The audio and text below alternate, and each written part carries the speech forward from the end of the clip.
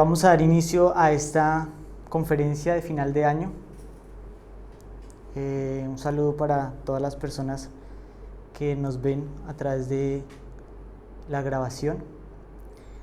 Estamos en un momento especial hoy, es una conferencia que solo damos una vez al año, una conferencia que nos habla de la Navidad, una celebración que está por ocurrir muy pronto, pero nos explica un aspecto poco conocido de la Navidad, un aspecto que nos interesa a nosotros, las personas que estamos tratando de hacer un trabajo de despertar de la conciencia.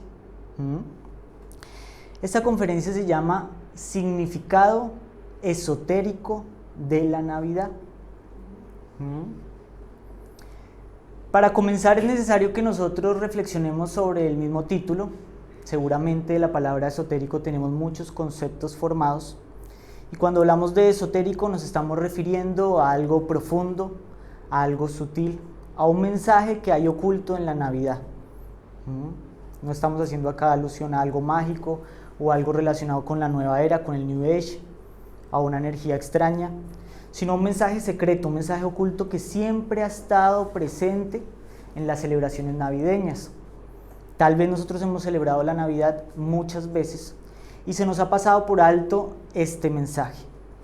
Ahora que nos estamos conociendo a sí mismos, pues vamos a ver que en nuestra cultura han habido no solamente en la Navidad, sino en muchos otros contextos, mensajes alusivos a ese proceso de despertar que existen alrededor de nosotros desde hace eras, milenios.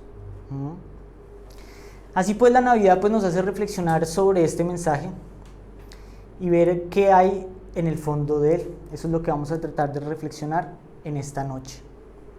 Bueno, la Navidad que nosotros celebramos está repleta de símbolos, de elementos que provienen de diferentes culturas. Tenemos ahí el arbolito de Navidad y muchos elementos como pueden ser las luces navideñas. ¿Qué otros elementos recordamos o nos hacen a nosotros pensar en la Navidad? Los regalitos, Santa Claus o Papá Noel, ¿sí? Típico, característico de la Navidad. Tenemos el pesebre o lo que aquí llaman el Belén, hasta caramelos y muchos elementos en sí que decoran nuestras calles, nuestras casas muchas veces, ¿sí? Países, sobre todo de Occidente, los vemos coloridos en estas épocas, adornados con las celebraciones de Navidad.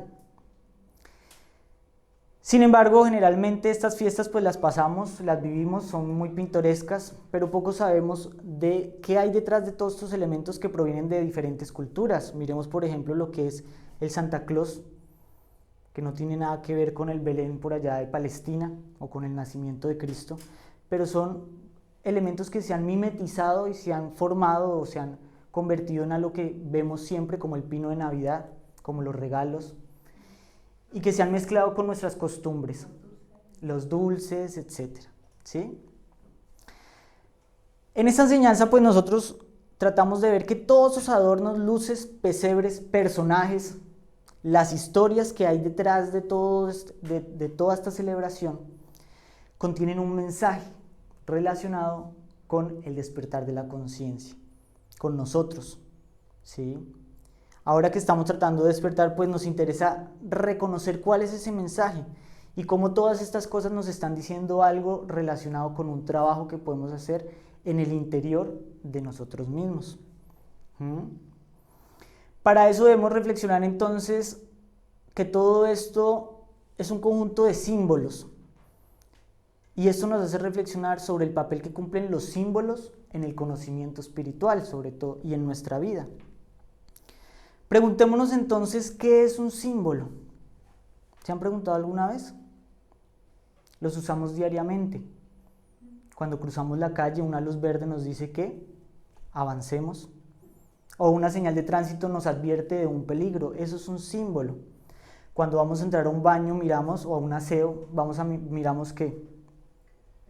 El símbolo, dónde queda y si es de hombre o es de mujer. Los símbolos pues hacen parte de nuestra vida cotidiana y más que todo en las religiones los vamos a encontrar siempre muy presentes. cumpliendo una función. Ya sean religiones de Oriente, ya sean religiones de Occidente, siempre están manejando símbolos para transmitir un mensaje.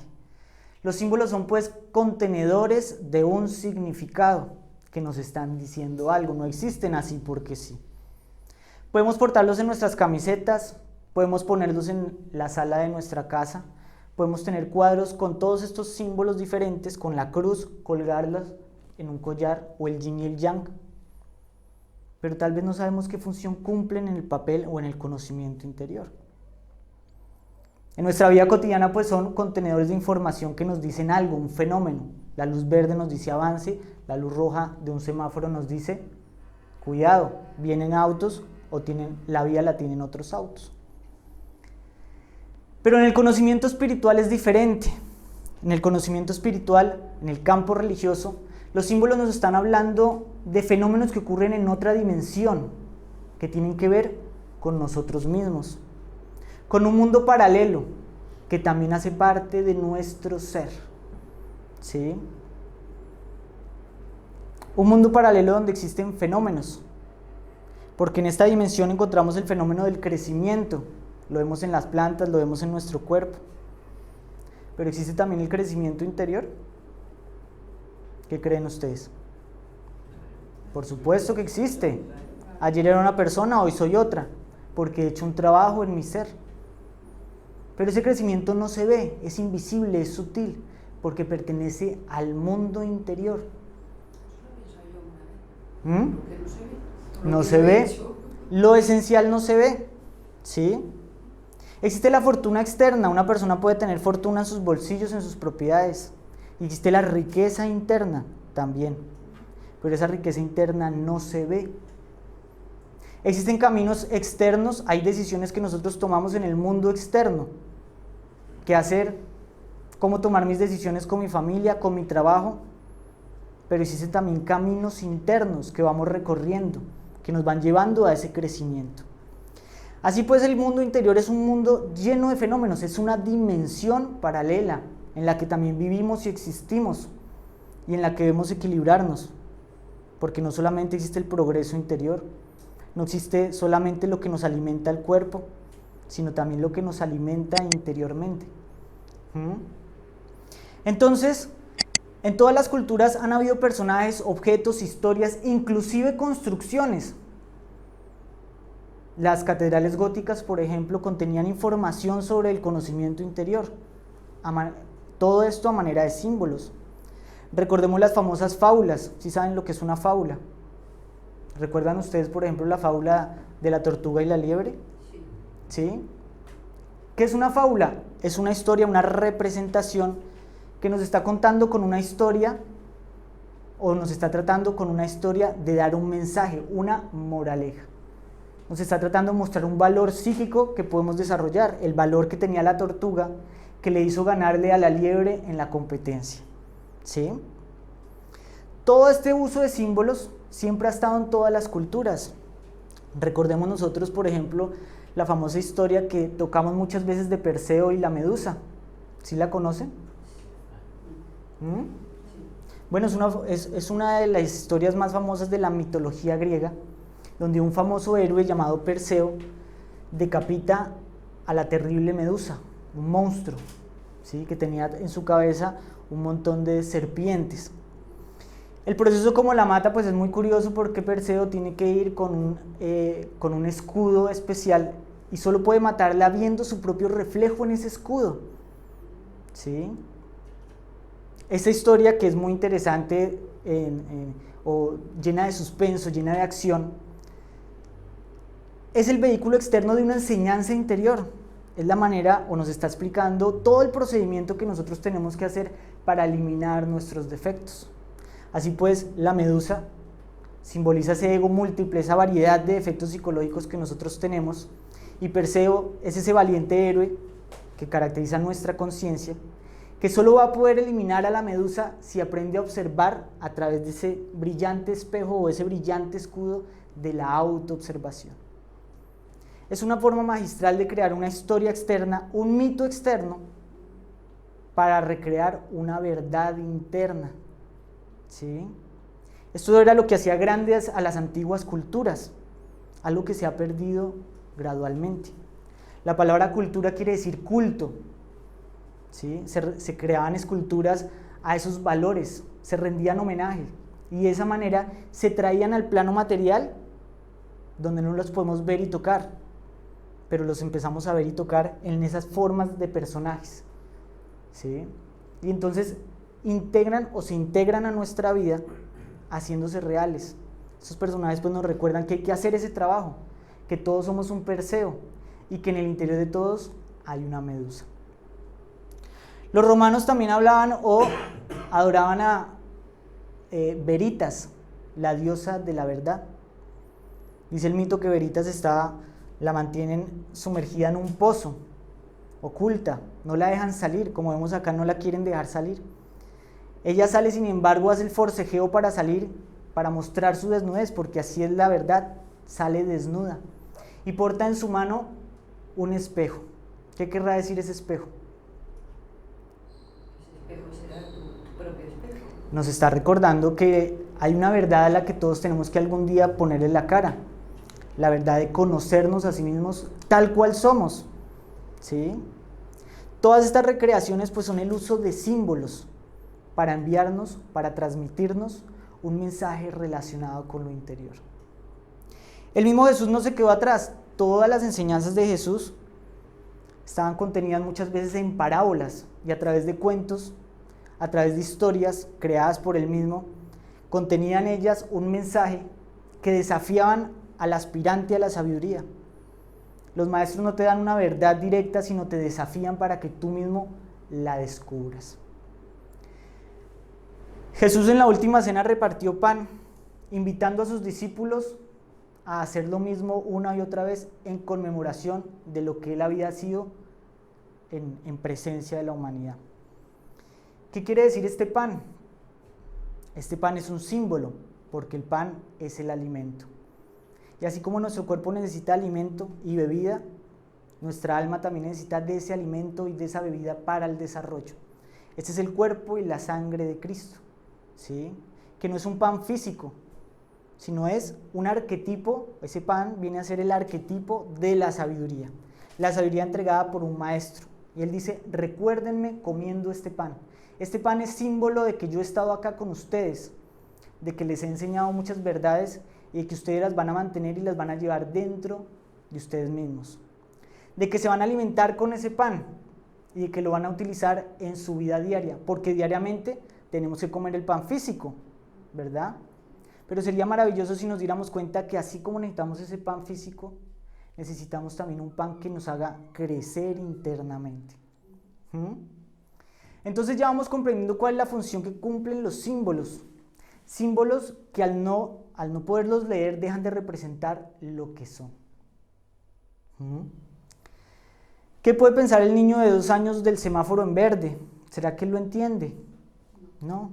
O sea que no sirve de nada que exista un semáforo en verde. Asimismo hay infinidad de símbolos de todas las grandes religiones alrededor de nosotros, en nuestra cultura, como regazos de enseñanzas que los grandes maestros han dejado para que nosotros entendamos que existe algo más. Pero si nosotros no llegamos a comprender, a desentrañar la profundidad del símbolo, a saber qué es lo que nos está diciendo, da lo mismo que el símbolo esté ahí o que no esté. ¿Sí?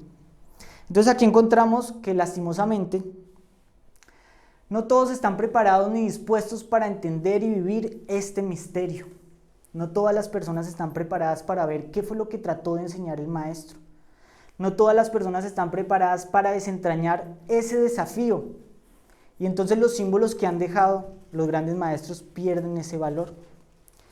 La mayoría de personas solamente buscan seguridad, confort y satisfacción, porque solo pueden ver la vida como ese fenómeno externo. Evidentemente existe un crecimiento externo, existe un progreso externo, existe una riqueza externa, existen peligros externos, pero también existen todas esas cosas internamente, ¿sí?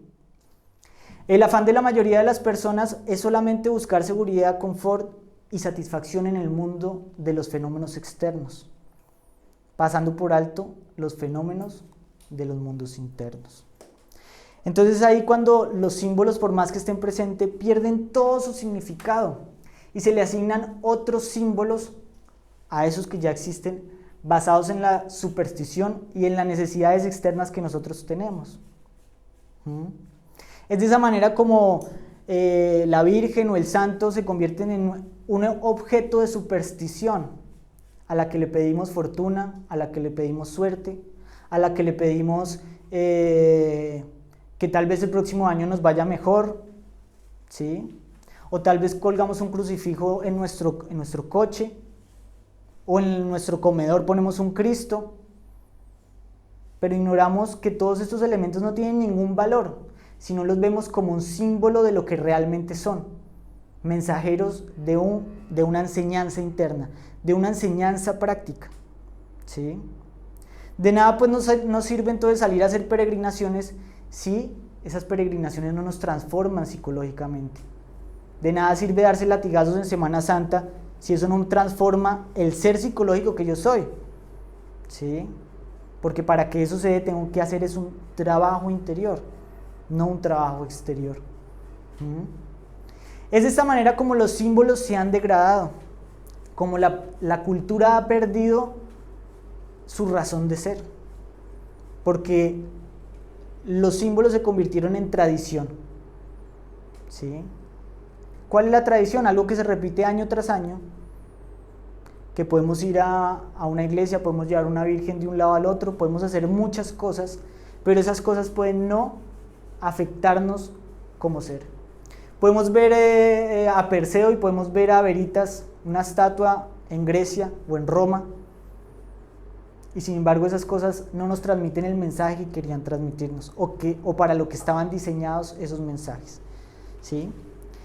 En respecto a la Navidad, pues vemos de que esto es lo que ha hecho de que la Navidad pierda su significado y se haya convertido en una oportunidad para el lucro, en un medio para la embriaguez, en el mejor de los casos para la reunión familiar, pero hasta ahí, que la Navidad ya no nos diga nada más ni que nos recuerde la necesidad de hacer un trabajo interior, un trabajo revolucionario, un trabajo práctico, ¿sí?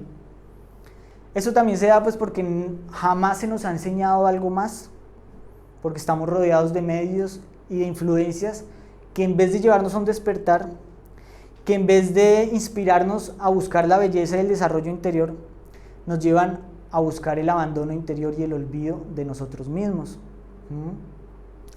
Entonces tenemos una gran oportunidad de tener estos conocimientos y de preguntarnos ¿qué significa la Navidad? ¿Cómo puede esto tocarme a mí? ¿Y cómo esto puede llevarme a tener una reflexión para empezar a hacer un trabajo sobre mí mismo, sobre lo que soy interiormente?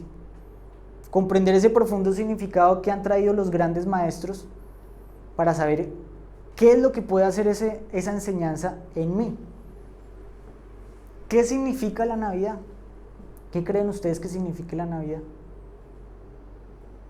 Es una forma de reencontrarte con estás contigo, con tu entorno. ¿Qué estamos celebrando en Navidad? ¿Qué se celebra? Se celebra según la etapa, la muerte y la resurrección del Señor. ¿En Navidad? Será el nacimiento, la muerte, Semana Santa. Eso es verdad. Ajá. La Semana Santa. Bueno, El nacimiento. la palabra Navidad significa nacimiento, significa advenimiento, ¿sí? Efectivamente, celebramos el nacimiento que cambió la historia de la humanidad, porque recordemos que a partir de la Navidad la historia se parte en dos, antes de Cristo y después de Cristo, ¿sí? No fue cualquier suceso, fue un suceso que marcó la historia de la humanidad. Significa nacimiento y advenimiento, pero no de cualquier persona. Personas nacen todos los días. ¿Quién nace? Nace ese pequeño niño tan esperado. Se celebra el nacimiento de un Mesías, el Hijo de Dios, el Salvador, también se le llama el Cristo, o el Libertador.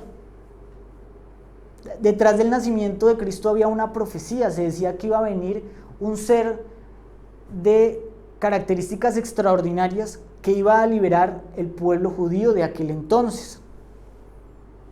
¿Sí? Todos los grandes sabios que han venido al mundo vienen con ese propósito, de liberar a la humanidad.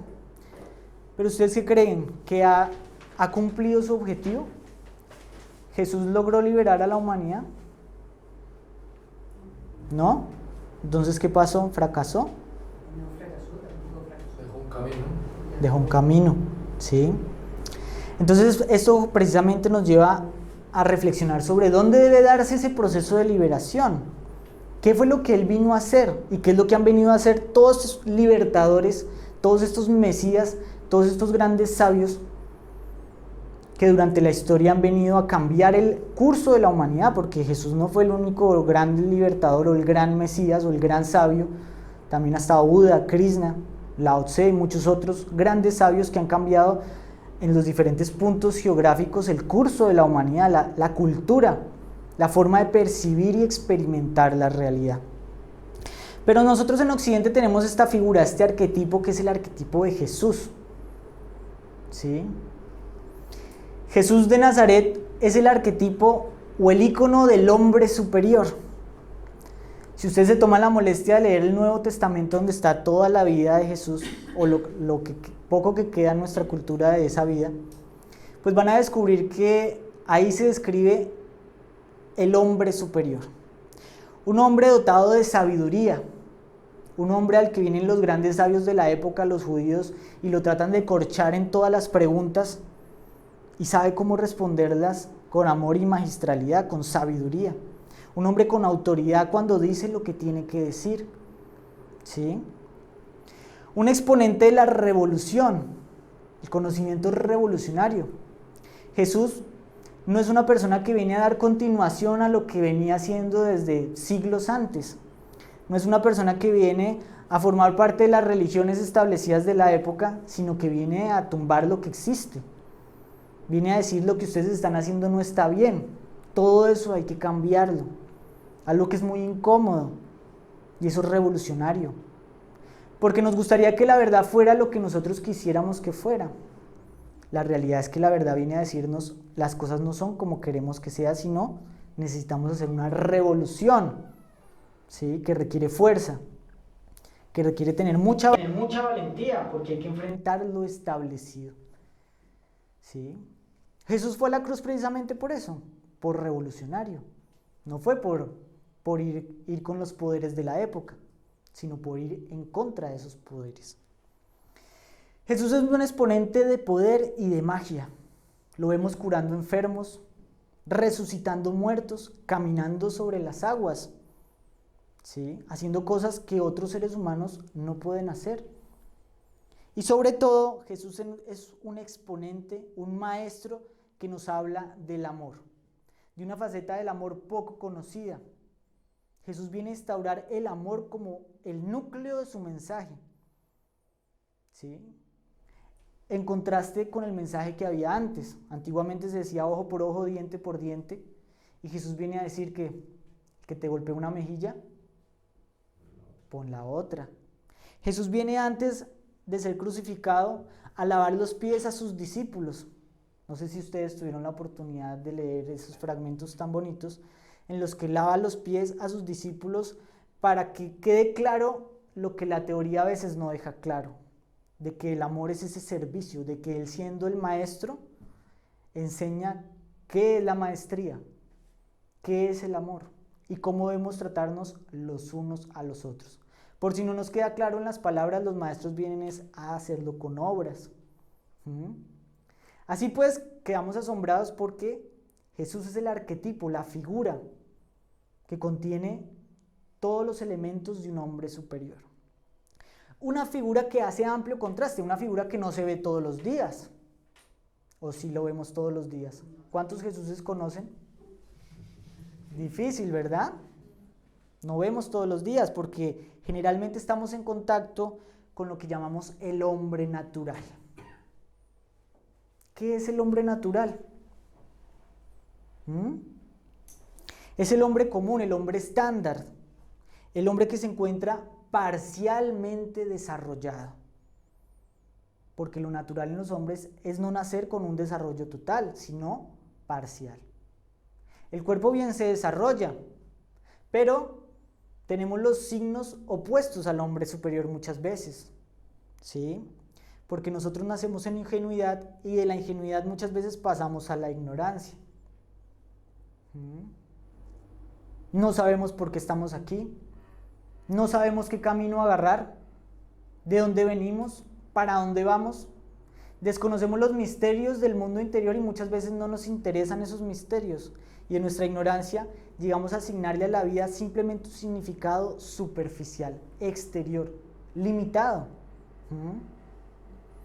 El hombre natural es un hombre condicionado. ¿Qué quiere decir condicionado? Que no está libre. Porque así no tengamos cadenas, así no estemos en prisión, estamos condicionados por nuestros defectos, por nuestros temores, por el temor a la opinión, por el temor al mañana, por muchos rasgos psicológicos que no han sido trascendidos, que podemos trascender.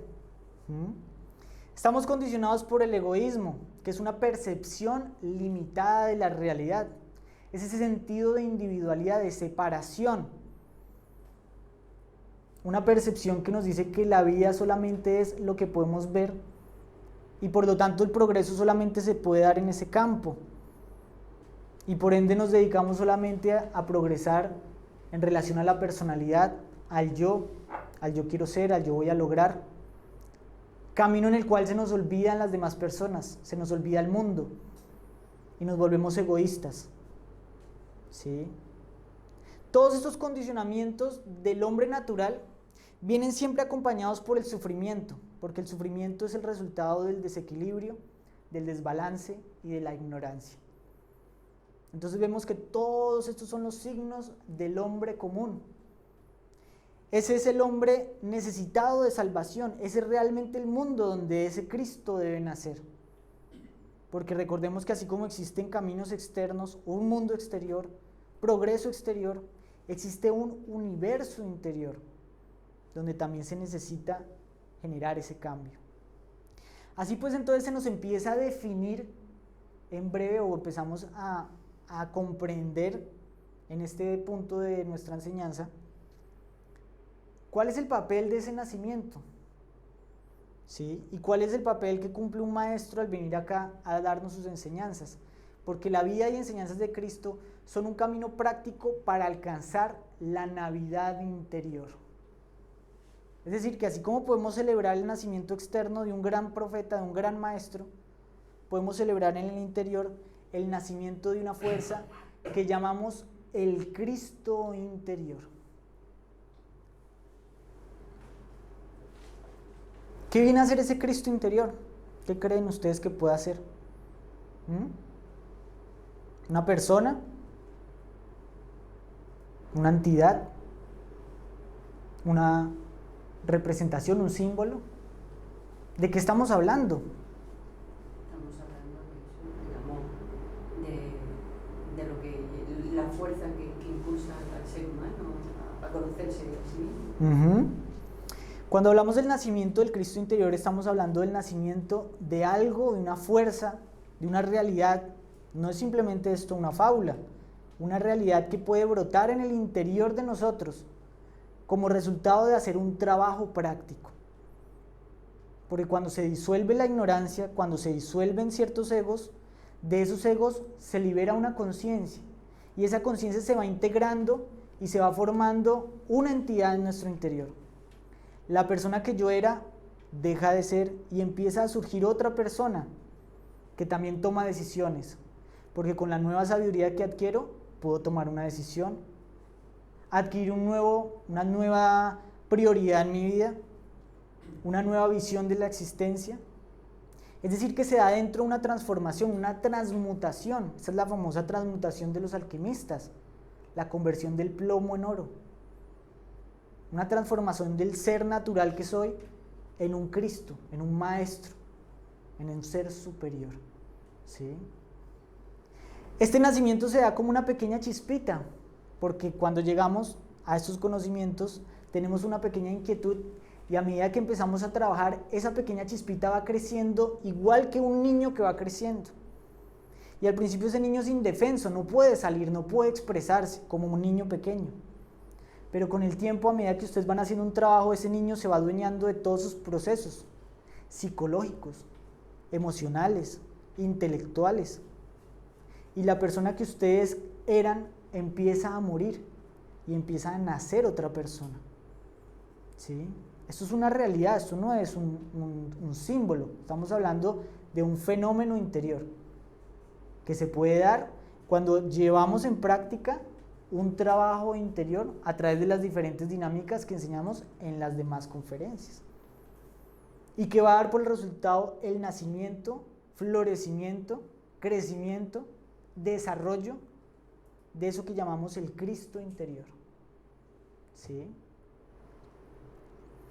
Entonces, para comprender a fondo la Navidad y comprender el papel del Cristo exterior, de Jesús, que vino a darnos una enseñanza y por el cual nosotros estamos celebrando una Navidad, poniendo un arbolito, un pesebre, etc., debemos reflexionar sobre los 3 aspectos diferentes del Cristo y ver cómo el Cristo se convierte en mito y cómo el mito debe convertirse en el Cristo interior. Existen 3 formas como nosotros podemos estudiar la Navidad. Una es la forma histórica, porque podemos ir a ver cómo vivía el Cristo en aquel entonces. Muchas personas se dedican a escudriñar y a buscar pistas: qué comía Cristo, qué hacía, dónde vivía, si fue real, si hizo esto, si hizo lo otro, dónde murió, si quedó un hueso. Eso es un estudio histórico. ¿Sí? Podemos ver la Navidad o observarla desde su perspectiva cultural. Es decir, viendo lo que hoy en día es en nuestra cultura el mito del Cristo. Y podemos analizarla desde el Cristo interior. Entonces vamos a reflexionar sobre esos 3 aspectos del Cristo. El primer aspecto es el Cristo histórico. Nos está diciendo que efectivamente, si nosotros estudiamos la historia, si nosotros vamos a ver antropológicamente o a buscar en Palestina, están los lugares donde vivió Cristo. Existió una persona hace 2019 años que seguramente no fue como lo describen en los evangelios. Ya vamos a ver por qué. Que seguramente todos los aspectos de su vida no son al pie de la letra como ocurrieron o como los narran los evangelios de las escrituras. Hemos de saber que esos evangelios se escribieron muchos años, casi 100 o 60, cientos de años después de que Cristo estuviera alrededor de las personas. Muchos de esos evangelios que llamamos canónicos nos están hablando muchísimo tiempo después y fueron escritos por personas que ni siquiera fueron sus discípulos directos. Imagínense ustedes, si ahora es difícil hacerle el seguimiento a la biografía de una persona, ¿cómo sería hace 2019 años que no había tecnología y que todo era con información de boca a oído? Pero efectivamente el Cristo existió, hizo milagros, fue un gran maestro y sus enseñanzas quedaron guardadas porque sus discípulos las escuchaban, las memorizaban y las transmitían de boca a oído. Pero de esas enseñanzas y de esa experiencia surgió algo que se llama el Cristo mítico, que es el Cristo que hoy en día conocemos. Seguramente el Cristo no fue tal como nosotros lo vemos en las estampitas, de ojos celestes, galante, así, hermoso, ¿sí? Esta es una forma acuñada, ¿para qué? Para que se convierta en el mito solar. De la misma manera como vemos a Perseo como un gran héroe representando las propiedades de la conciencia. Así, este personaje se convierte en el mito solar, en el ícono, el arquetipo del hombre que todos debemos llegar a encarnar. Y ese mito solar no quiere decir que sea falso, al contrario, pero ya no es un contexto histórico, ya no es la historia de Jesús, sino estamos viendo es la historia de un personaje que nosotros debemos llegar a imitar, a seguir, tal como lo indica el camino del Cristo mítico. Encontramos todas sus enseñanzas en los diferentes evangelios. Algunas son fáciles de entender, otras no tanto. Pero esas enseñanzas no apuntan a que admiremos a un Cristo histórico, una persona que vivió hace 2019 años y la adoremos esperando que nos cambie la vida, sino a que nosotros vivamos el Cristo interno. Es decir, a que como seres humanos limitados, con defectos, tratemos de vivir la experiencia del conocimiento y no simplemente un festejo exterior, sino que veamos que toda la vida del Cristo, todas sus enseñanzas tienen un propósito de que logremos un desarrollo interior. ¿Sí? Este es el mensaje de Jesús, y no solamente de Jesús, porque como vamos a ver, el Cristo es un misterio universal. No solamente Jesús realizó esto que se llama el drama cósmico, que es representar el mito solar, sino que esto también lo han hecho otros grandes personajes en la historia de la humanidad. Y esto formó lo que llamamos la Navidad universal. La Navidad, pues, no es una celebración exclusiva del cristianismo. ¿Sabían ustedes que antes del nacimiento de Jesús ya se celebraba la Navidad? ¿Sabían ustedes que el 24 de diciembre no nació Jesús históricamente? ¿No lo sabían? No. Bueno, pues es un buen dato, ¿sí? En Palestina en esa época estaban en invierno, eso es algo que ya los historiadores lo saben, ¿sí? Entonces, ¿por qué se le asignó esa fecha? Entre las grandes culturas se celebra el nacimiento de un hombre solar el 25 de diciembre. Quiere decir que no solamente Jesús, sino íconos de grandes sabios de otras culturas también han nacido el 25 de diciembre. Muchos de ellos también han sido hijos de una virgen. Muchos de ellos también han padecido como la crucifixión de Cristo, muerte y resurrección. ¿Sí? Entre los aztecas, por ejemplo, encontramos al dios azteca del sol, Huitzilopochtli. Eran buenos para los nombres estos. ¿Sí? Un dios solar que tenía las mismas características de Cristo. Entre los nórdicos encontramos a Frey, el dios nórdico del sol, ¿sí? Estos que eran del hemisferio norte de los vikingos. Entre los egipcios, por allá en el desierto, encontramos a Osiris, un dios solar que también muere y resucita de una manera muy similar, nacido el 25 de diciembre. Entre los romanos y griegos está el dios Apolo, que era un dios solar. Todos ellos, en sus respectivas culturas, son la representación del Cristo, de esa figura que tiene una vida ejemplar y que deja ese mito solar para que todas las personas, los hombres naturales, aprendan y sigan ese camino, haciendo un trabajo interior. Todas estas eran las estructuras de la cultura. Se les enseñaba a venerar esto en cada una de esas culturas desde que eran muy pequeños. Todos ellos eran seres solares, tal vez porque el icono del sol fue el astro que el hombre en su historia inicialmente relacionó con el Cristo. El sol es el signo del Cristo por excelencia. En todas las grandes culturas, los incas, los mayas adoraban el sol. ¿No se preguntan por qué el sol? ¿Qué tiene el sol de especial? Da luz, da vida, da calor. Es el símbolo de la vida. Sin el sol no podemos vivir. Y es el símbolo de la sabiduría, porque el sol es un astro que produce su propia luz, a diferencia de los planetas. ¿Sí? Y da la luz a los planetas que no tienen su propia luz. Así son los grandes maestros. Es como un Cristo que viene al mundo y produce su propia luz. Él no depende de la luz de otros, mas los otros sí dependen de la luz de ese Cristo. Pero los hombres solares vienen a decirnos, nosotros podemos hacer brillar esa propia luz. Ese es el objetivo del conocimiento, que ese pequeño sol crezca en el interior. ¿Sí? Entonces, este fue el primer icono, el primer arquetipo de la sabiduría, y por eso los antiguos lo adoraban. Y de ahí surge el 25 de diciembre, porque ahora el 24 de diciembre, el 25 en estos días, se celebra el solsticio de invierno,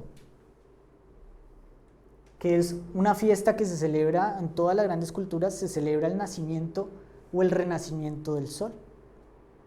El solsticio de invierno es un fenómeno que ocurre por la inclinación del planeta y genera el día más frío del año, cuando el hemisferio norte se separa lo más que puede del sol. En ese momento el planeta queda suspendido unos 3 días para luego volver a inclinarse en sentido contrario y acercarse nuevamente al sol, lo que va a dar origen ¿a qué? A la primavera, al retoño de los árboles, al florecimiento de otra vez la vida en el planeta. ¿Sí? Es el renacimiento del sol y por eso se celebraba el nacimiento de ese símbolo. ¿Sí? En Roma se celebraba la fiesta de Apolo en aquel entonces, y esa fiesta fue reemplazada por el nacimiento de Cristo. No sé si ustedes saben que los romanos pues antes tenían todas sus deidades, y cuando se transformaron al cristianismo, entonces trasladaron las fechas de las celebridades de Roma, les pusieron encima a Cristo. Entonces ya no era el nacimiento de Apolo, sino ahora es el nacimiento de Cristo. ¿Sí? Esta misma fecha se celebra en junio en el hemisferio sur. Los incas, las culturas andinas, celebran el nacimiento del Inti Sol. Es decir, ellos también celebran esa Navidad a su manera. También celebran el nacimiento de un ser solar que representa exactamente lo mismo. Los mayas, por ejemplo, tuvieron la capacidad de hacer construcciones que se alinean con ese solsticio, y entonces ocurren fenómenos en que el sol queda suspendido en una ventana. Esto no me acuerdo cómo se llama, la casa de las muñecas, que estaba allá en Mérida, donde nosotros estábamos, en Sichaltún. Y en cierto momento el sol se alinea con una de las ventanas, ¿sí? Queda justo en la mitad, y eso ocurre en el momento justo del solsticio. No me acuerdo cuál exactamente, si el solsticio de invierno o cuál. La cuestión es que todas las culturas entonces siempre han adorado al sol, porque el sol nos está hablando de una Navidad. Nosotros pues tenemos muchos elementos que no solamente entonces nos hablan de hacer un trabajo que se basa en la disolución del ego, en comprender que nuestro cuerpo produce energías como la energía sexual, a la cual debemos darle un nuevo uso, y comprender que tenemos que hacer un trabajo por la humanidad, por los demás. ¿Sí? Tenemos que no solamente vivir para nosotros mismos, sino vivir para el todo. Y todo ese trabajo está representado en los símbolos de Navidad. Por ejemplo, el pesebre. El pesebre donde nace el niño Jesús nos está hablando de la austeridad en un símbolo que es necesaria para que se dé ese nacimiento interno. ¿Sí? Austeridad no es totalmente la pobreza, austeridad no solamente es lo exterior. Austeridad es aprender a ver que nosotros no solamente somos las ideas que tenemos de sí mismos. Esa búsqueda o el ego es muchas veces esa riqueza que nosotros tenemos, que no nos deja acercarnos al Cristo interno, al que solo nos podemos acercar a través de la humildad. ¿Sí? Necesitamos una austeridad para aprender a darle a la vida un orden, porque ese es un trabajo que requiere tiempo, energía, dedicación. Lo que ustedes están haciendo ahora es dedicar tiempo a un estudio, a una reflexión, algo que les cambie un poco la manera de ver la vida.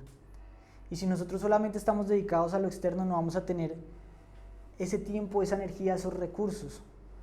¿Sí? El Cristo nace en un establo pobre rodeado de animales, porque el hombre natural representa eso. Representa una casa llena de animalitos. ¿Cuáles vendrían a ser esos animales? Pero como símbolo, ¿qué son? ¿Qué representan los animales? Y los animales son seres sin inteligencia, seres manejados por su instinto. Son nuestros egos, nuestros defectos. ¿Sí? Allí es donde van a nacer ese Cristo, esa fuerza. Cuando ustedes, por ejemplo, sientan deseo de hacer una meditación, van a salir los yoes a decirles, no, ¿para qué hace eso? Más tarde lo hago. Cuando uno va a ir a un estudio dice, mejor veamos la novela, mejor hagamos esto, mejor hagamos aquello. Siempre van a encontrar la fuerza inferior que va a tratar de impedir el desarrollo de ese Cristo interior. Pero van a encontrar también ese Cristo que tiene las inquietudes de hacer este trabajo, ¿sí? Algo que los impulsa a la revolución, algo que los impulsa a la acción. Esos impedimentos pues representan todos esos animalitos, donde en el centro de esos animalitos nace ese divino niño, que es todo inteligencia, pero que en su principio es chiquito, no tiene mucha fuerza. Con el tiempo va creciendo y pueda llegar a hacer cosas increíbles. La Virgen María, ¿ustedes qué creen que es la Virgen María? ¿Por qué se adora a la Virgen María y no a José? Porque José rara vez encontramos una estatua, la Virgen María se adora en todo el mundo. ¿Por qué? Si José era... ¿Ah? Porque María es el arquetipo de la fuerza femenina de nuestro ser. No es una figura externa a la que nosotros debemos rendirle culto, sino es la representación de un ser que está dentro de nosotros y fuera de nosotros, ¿sí? Una representación que no podemos ver y tocar. Es nuestra propia conciencia muchas veces que nos permite hacer un trabajo interior, y esa fuerza es una fuerza femenina multifacética, ¿sí? Una fuerza que la vamos a poder ver activa realizando acciones, porque cuando ustedes tienen un remordimiento de conciencia, ahí hay una fuerza real que está activa en el interior. Una fuerza que podemos representar como símbolo de la pureza, de amor, de obediencia y de todas aquellas características que son necesarias para que ese Cristo nazca, para que esa fuerza nazca en el interior, ¿sí? Castidad, entonces María está relacionada con la Inmaculada Concepción. ¿Qué quiere decir Inmaculada Concepción? ¿Sí saben? Limpia, ¿no? Limpia, sin mancha, inmaculado, algo inmaculado, el mantel inmaculado es limpio, puro, sin mancha. Nos está hablando entonces que para que esa concepción se dé tenemos que lograr esa pureza. Esa pureza también se debe dar en nuestras aguas internas que están relacionadas con el sexo, de lo cual ahorita vamos a hablar.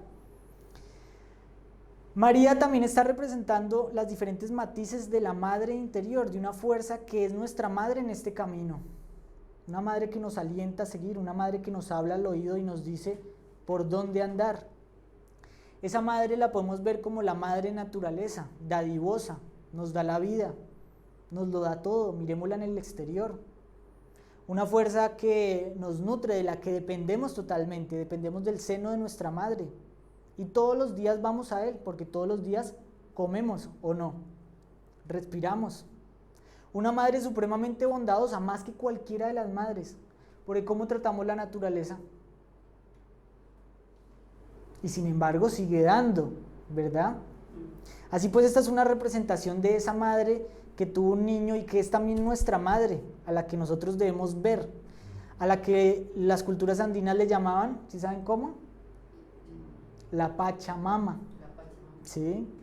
Todas las culturas han adorado o han tratado de bajar esos símbolos, esas realidades internas a este mundo, de hacerlas vibrar, de que el hombre interactúe con ellas, de que si tú vas a cavar un pozo, sepas que ese pozo y esa agua tiene una naturaleza sutil y tienes que relacionarte sabiamente, tienes que valorar eso, no es tuyo.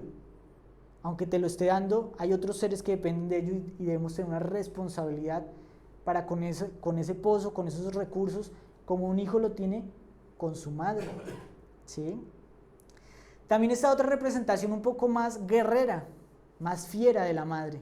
¿Cuál será esa? La madre muerte.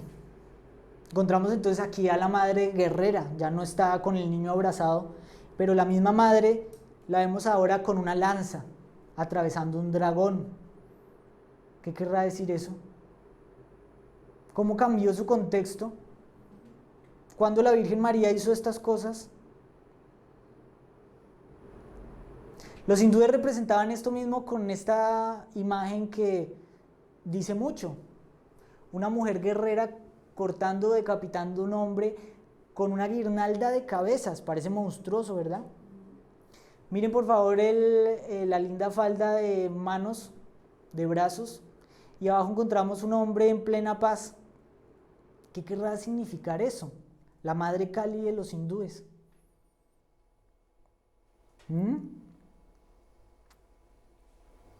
Es una mujer que está dando muerte a esos innumerables cabecitas que son esos yoes, esos defectos. Obsérvese bien que en el filo de la espada, no sé si se alcance a ver, hay un pequeño ojo. Sí, así. ¿Qué querrá decir ese ojo? ¿Ah? ¿Que no lo ve? Es el ojo de la observación. Es el mismo símbolo del que les hablé de Perseo, que tenía que, a través del brillo de su escudo, observar para poder decapitar a la medusa. Vemos el mismo contexto, solo que en culturas diferentes. Aquí entonces nos está hablando que en nuestro interior está esa madre guerrera a la que nosotros debemos acudir, pedirle que nos ayude a disolver esos defectos. Toda esa guirnalda de cabezas es lo que le da paz a este sujeto, porque cuando uno muere en sus defectos, adquiere la paz, se libera de ellos. El mismo misterio representado por diferentes culturas. Encontramos otro aspecto de la madre que es la madre Kundalini, la madre serpiente, porque en la base de la columna vertebral encontramos el fuego de la sexualidad, que yo lo comparo muchas veces con un cuchillo supremamente filoso. ¿Qué pasa si yo le doy ese cuchillo a un asesino? ¿Qué va a hacer con él? Puede hacer desastres, ¿verdad? Pero ¿qué pasa si lo doy a un chef? Puede ser diferente.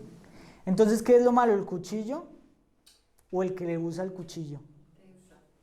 Bueno o malo no está en el cuchillo, ¿sí?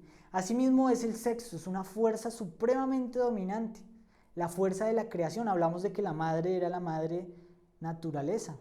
Pues bien, en la sexualidad nosotros tenemos el poder de la vida, de transmitir la vida. Y por otro lado es un poder tan dominante que nos puede controlar y llevar a hacernos otras cosas que muchas veces no queremos hacer. Es esa serpiente tentadora que nos silba en el oído, porque seguramente cuando han tenido de pronto actividad sexual se van a dar cuenta que en el oído surgen ideas, pensamientos, planes. La embriaguez sexual es tremenda. Es esa serpiente que silba, que no es ni buena ni mala, sino depende del uso que nosotros le demos. Esa es la madre Kundalini, que nosotros debemos aprender a llevar hacia el interior, a conducirla ascendentemente, ¿sí? Como vemos entonces, la Virgen tiene muchos contextos, así como también José, aunque no es tan protagónico. José representa ese personaje que nosotros debemos personificar, el protector del niño, que tiene guías inusuales, porque a José le advierten a través de sueños: llévese el niño de aquí para allá, el niño peligra, váyase a Egipto. Entonces agarra a su niño y se va para Egipto. Así nosotros vivimos como locos en este mundo, cuando queremos empezar a llevar a cabo este conocimiento, porque interiormente nos van diciendo qué es lo que debemos hacer, cómo debemos vivir, y es nuestra conciencia la que nos va orientando en el camino, ¿sí? Encontramos exactamente que esa es la misma ruta de navegación que utilizaban los Reyes Magos, porque los Reyes Magos se guiaban a través de una estrella, y ellos llegaban al niño siguiendo una estrella, ¿sí? Así nosotros seguimos una brújula que no es de este mundo, porque los progresos internos muchas veces son contradictorios a los externos, y a veces uno parece que está caminando para atrás, cuando en realidad está caminando para adelante. Y cuando está caminando para adelante y cree que va a pasos agigantados, en lo externo nos puede estar yendo muy bien, pero eso puede hacer que nos esté yendo muy mal en lo interior, ¿sí? Lograr ese equilibrio es supremamente difícil y requiere que nosotros aprendamos a ver esa estrella que no está fuera de nosotros mismos, sino en nuestro propio corazón. Que ustedes aprendan que en su interior está esa brújula que los va a llevar a encontrarse con ese niño y a obtener los diversos niveles de pureza de la energía creadora que es necesaria para hacer un trabajo, que eso es lo que representan esos Reyes Magos que también estaban representados en la alquimia. Los pastores y las ovejas pues vienen a ser los maestros y alumnos que se dedican a mantener viva la llama del conocimiento. Aquellos pastorcitos que están esperando la venida del Cristo y que son visitados por un ángel, ¿sí? Todos nosotros nos convertimos en pastores de alguien más, porque todos nosotros sabemos un poquito más que otros y podemos ayudar a otros a dar un paso adelante en el camino. Sin embargo, a diferencia de los pastores, nosotros no estamos llamados a tener ovejas, sino a que otras personas crezcan a la altura de ser sus propios pastores, porque las ovejas nunca van a poder seguir solas, sino siempre van a buscar un rebaño, ¿sí? Como ven, entonces la Navidad está repleta de símbolos, y hay unos símbolos muy interesantes que seguramente están en nuestras casas. El árbol de Navidad. ¿Sí saben qué representa el árbol de Navidad? ¿Qué puede representar? Adivinanza.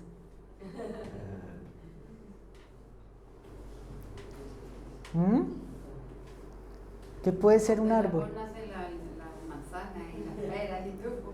Tiene muchos elementos, ¿no? Pues el árbol de Navidad es la representación de nosotros mismos. Nosotros somos ese árbol y estamos llamados a convertirnos en un árbol de Navidad. El árbol de Navidad representa la unión de lo inferior con lo superior, representa el sistema nervioso. Nuestro interior es un sistema nervioso similar a un árbol, pero sobre todo el ser humano, pero un ser humano especial, ¿sí? Cuando ustedes salen al bosque y ven un árbol, ese árbol tiene algo diferente con el árbol de Navidad, no es el mismo, ¿verdad? ¿En qué se diferencian?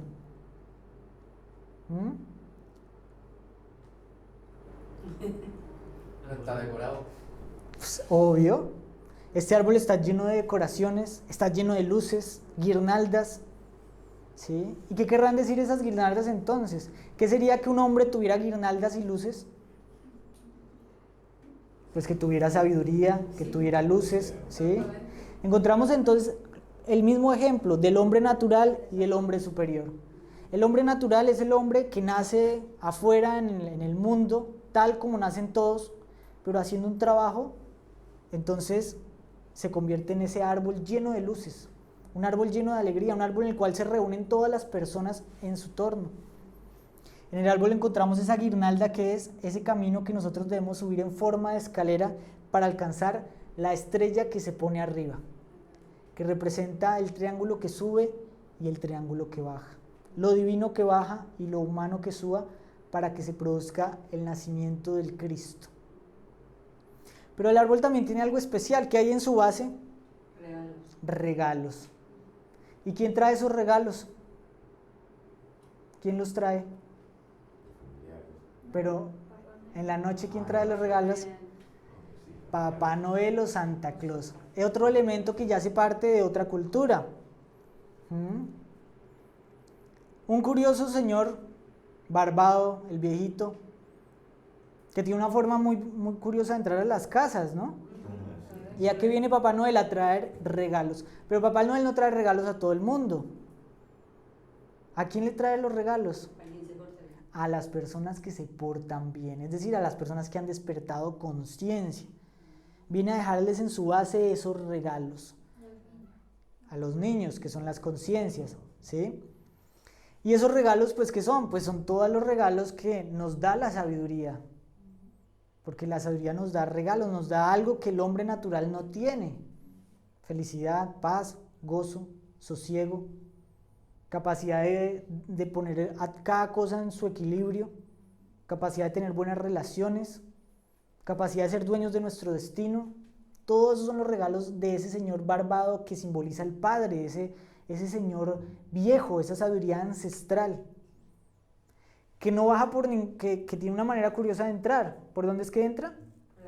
Por la chimenea. Qué curioso, un ser gordo entrando por la chimenea. ¿Y si estuviera prendida?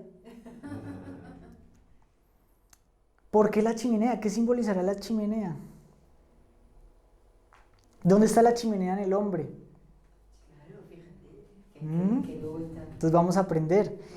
Esa chimenea es la columna vertebral, que es el epicentro de todos los misterios en la transformación interior.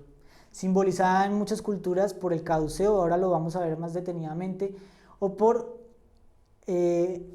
la base donde se encuentran todos nuestros centros energéticos.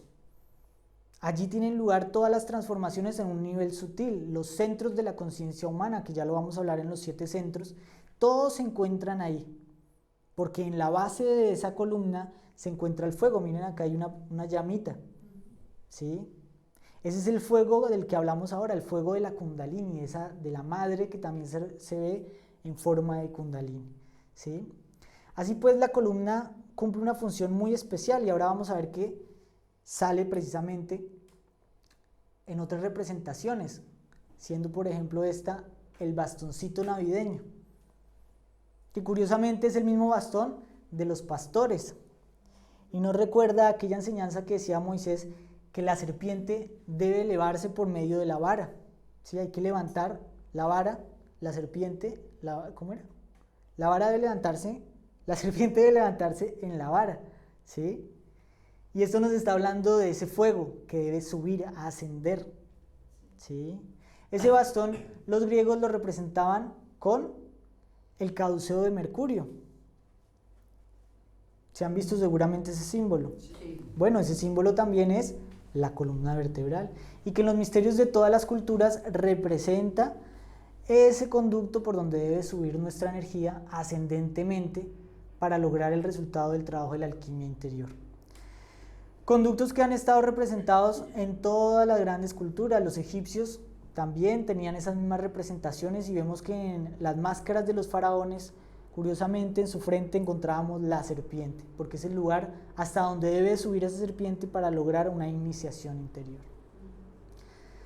Podríamos hablar toda la noche de muchos símbolos de las diferentes culturas, pero nuestro interés en esto es limitado, porque una persona podría conocer todos estos símbolos y muchos más, y sin embargo no haber hecho un progreso interior, porque eso son cosas intelectuales, ¿sí?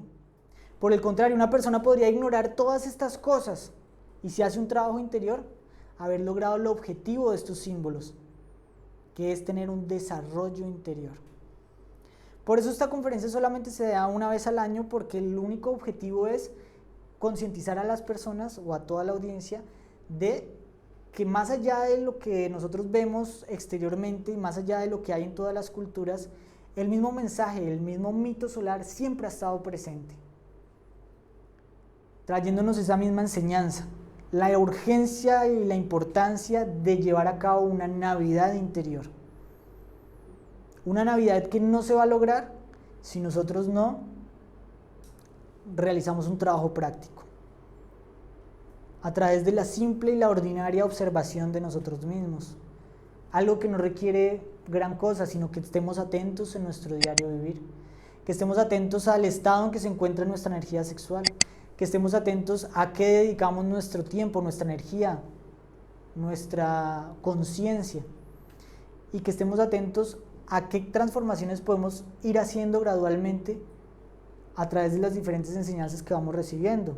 Enseñanzas sobre cómo eliminar defectos, cómo purificar la energía sexual, cómo aprender sobre las leyes de la naturaleza. Aplicando todas esas cosas, entonces finalmente se da la Navidad interior, ¿sí? Entonces cuando ustedes ya salen se dan cuenta de que no importa si uno no tiene el arbolito, nosotros no lo tenemos puesto, pero estamos tratando de vivir el significado de ese símbolo, ¿sí? Porque si no, eso simplemente es cultura, una cultura que ya carece de significado. ¿Qué preguntas quedan? ¿Qué dudas? ¿Quedó claro? Quedó claro que era el mito solar, esa representación que hacen todos los grandes maestros, esa vida que debemos estudiar. Fíjense que todo el mundo celebra la vida de Jesús y existen muchos cristianismos diferentes, evangélicos, testigos de Jehová, católicos, muchos a veces ni siquiera han leído las enseñanzas de lo que el Maestro Jesús enseñaba. O celebramos la Pascua, o celebramos la Semana Santa, o no comemos carne, o no hacemos esto, pero no vivimos el misterio. Entonces estamos alejados de eso que es la conexión espiritual. ¿Listo? ¿No hay ninguna duda? Pero si se vive la espiritualidad a un extremo, eso tampoco a nivel espiritual también se diría que el espíritu coge ego. Claro, todo en un extremo es nocivo. Tú tienes que saber llevar tu ritmo para encontrar tu propio equilibrio. La velocidad que tú aplicas en ti misma puede ser diferente a la velocidad de otro. Lo que puede ser para mí veloz puede ser para ti un extremo. Y lo que para ti de pronto es veloz, para otra persona puede ser de otra manera. Entonces tú tienes que centrarte y empezar. Si para ti es normal 5 minutos o es justo 5 minutos, entonces que esos 5 minutos no te los quiten tus egos. Llegará el día en que esos 5 minutos pueden pasar a 10 según tus necesidades. Pero cada uno tiene que ser el punto de referencia de su propio trabajo. ¿Sí? ¿Listo? Bueno, entonces así quedamos.